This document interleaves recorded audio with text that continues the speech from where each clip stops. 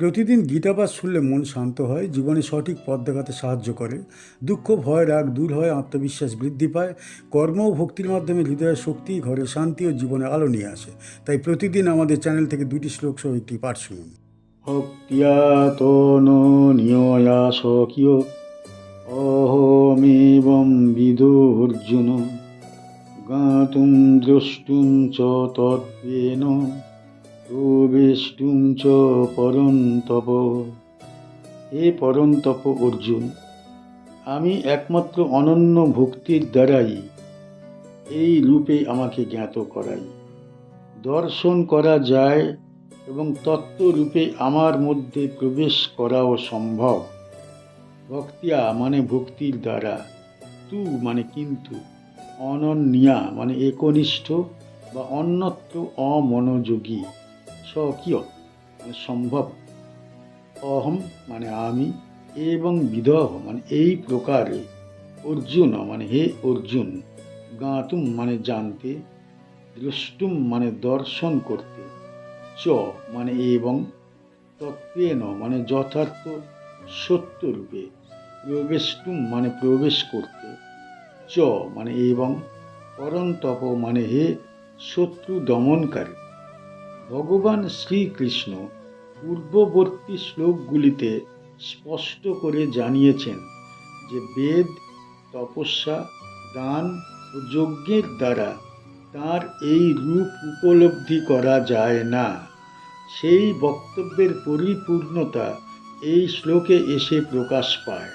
এখানে ভগবান সরাসরি পথ নির্দেশ করছেন, যে পথে চললে তাকে যথার্থভাবে জানা, দেখা ও প্রাপ্ত হওয়া যায়। সেই পথ হল অনন্য ভক্তির পথ। কুরুক্ষেত্রের যুদ্ধক্ষেত্রে অর্জুন যে অভিজ্ঞতার মধ্য দিয়ে গেছে তার অন্তর্নিহিত কারণ এখানে ব্যক্ত হয়েছে। এই শ্লোকটি ভগবদ গীতার ভক্তি যোগ তত্ত্বের এক চূড়ান্ত ঘোষণা। ভগবান এখানে কোনো ঘোর পথের কথা বলেননি, কোনো দুরূহ সাধনার কথাও বলেননি।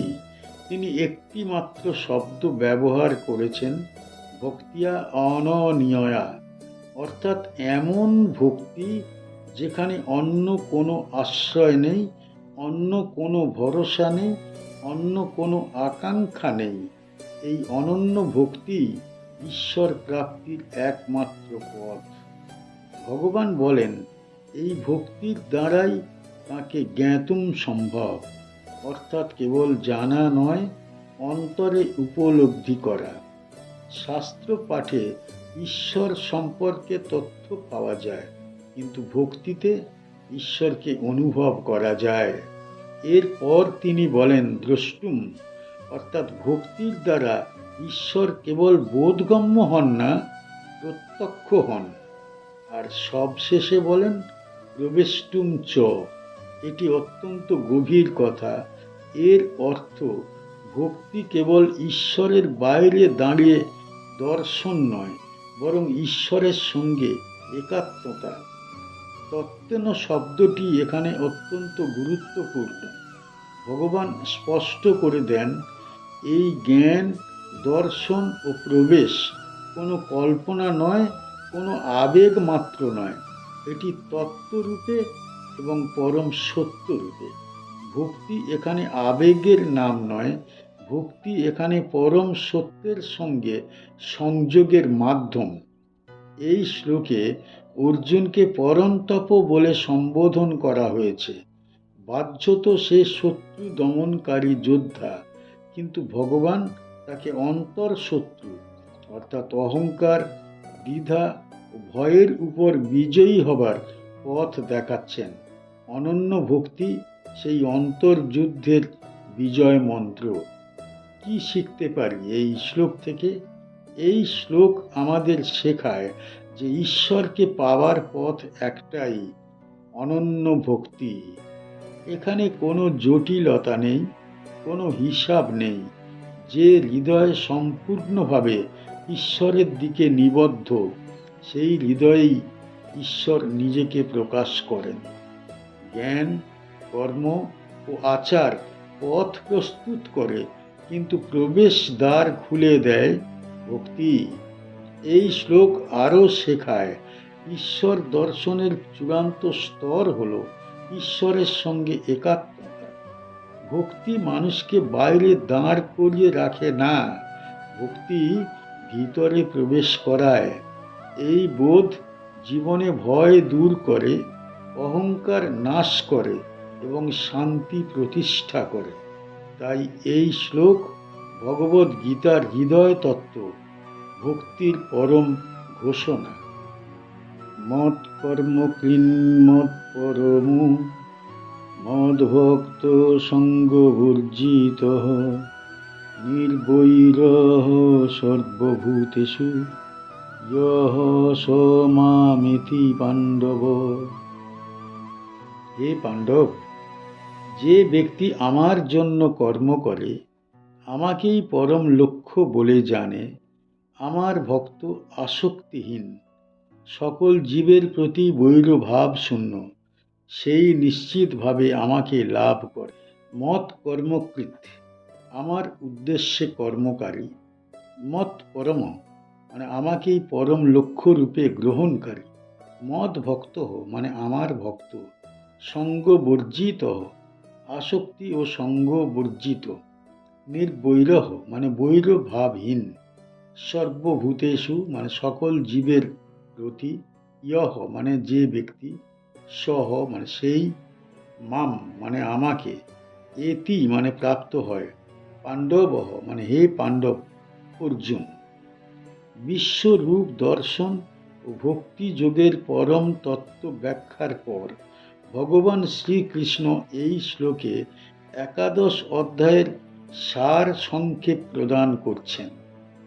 এতক্ষণ যা যা বলা হলো, ভক্তি, জ্ঞান, কর্ম ও বৈরাগ্য, সব কিছুর বাস্তব জীবনের রূপ এখানে স্পষ্টভাবে তুলে ধরা হয়েছে। এই শ্লোকটি আসলে ভগবদ্ গীতার সাধনা পথের একটি সংক্ষিপ্ত অথচ পূর্ণ সংজ্ঞা।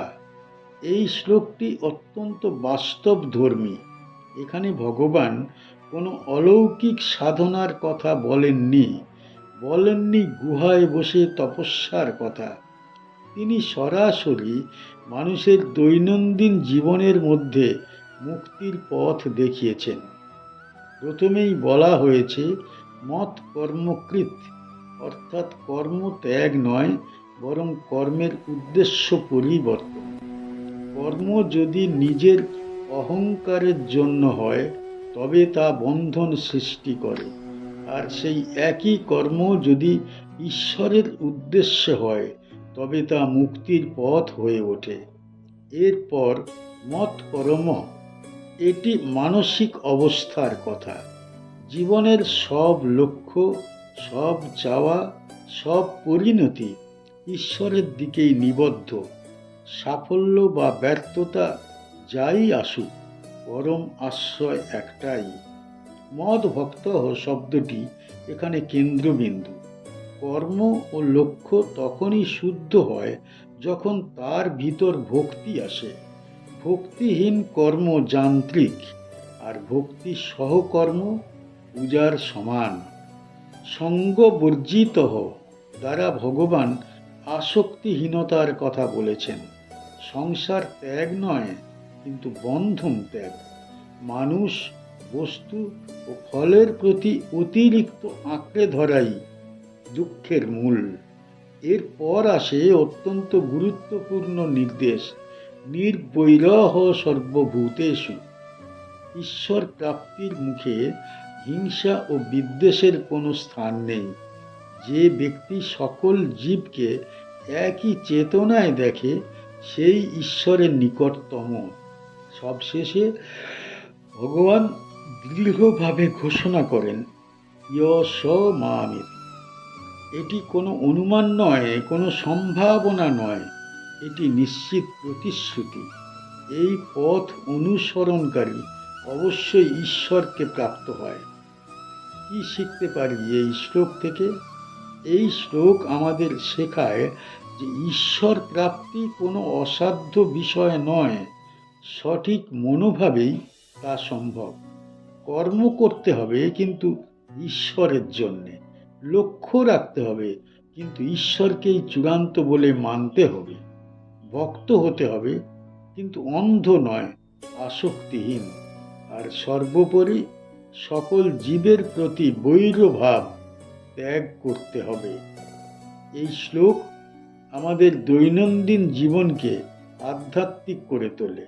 ঘর, কাজ, সমাজ সবই সাধনার ক্ষেত্র হয়ে ওঠে। ভগবান এখানে একাদশ অধ্যায়ের শেষে দাঁড়িয়ে যেন বলছেন, বিশ্বরূপ দেখার জন্যে চোখ নয়, হৃদয় শুদ্ধ করলেই যথেষ্ট। আমাদের চ্যানেলের গীতা পাঠ কেমন হয়েছে, ব্যাখ্যা কেমন হয়েছে, আপনার কেমন লেগেছে কমেন্ট বক্সে অবশ্যই জানাবেন, এবং প্রতিনিয়ত গীতা পাঠ শোনার জন্য চ্যানেলটা অবশ্যই সাবস্ক্রাইব করে রাখুন। দেখা হচ্ছে পরের